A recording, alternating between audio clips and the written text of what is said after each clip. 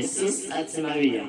Ako po si Mateo Calcifabio at ito ang aking gawain sa pagganap ng asignatulang Filipino. Naisip mo ba kung ano ang buhay o biografiya sa iyong mga paboritong Pilipinong may akda? Ngayong umaga, aking tatalakayin ang buhay ni Nick Joaquin, aking pinakapaboritong Pilipinong may akda. Kaya na, simulan na natin lahat. Ipinganak si Nick Joaquin noong 4 ng Mayo 1917 sa Paco, Manila. Ang kanyang ama ay si Leopardo Joaquin, isang abogado at sundalo ng revolusyon. Kasama sa kanyang kaibigan, si Emilio Aguinaldo, ang pinakaunang pangulo sa Pilipinas noong 1917. Ang kanya namang ina ay si Solong Marquez, na isang guro.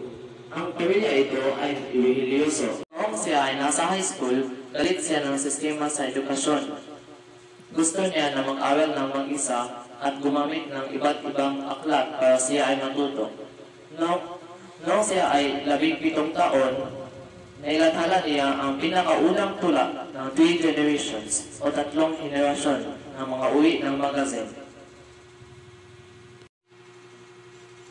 Noong 1947, nanalo siya sa isang pantimpalak sa sanaysay sa buong bansa.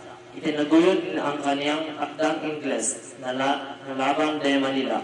Guyod niya ang akdang Ingles na Laban de Manila na naglalarawan ito ng Espanyol at Pilipino ng dagat panglaban at mga Dutch noong 1646. Sa mga panahon ito, sumusulat siya ng mga akdang Ingles ng tula.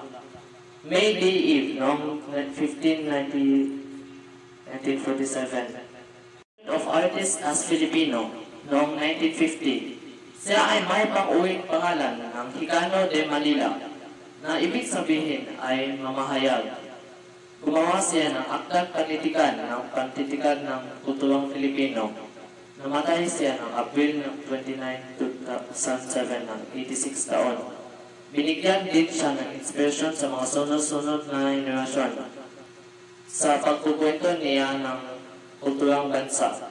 At ito po ang biografiya ni Nick Joaquin.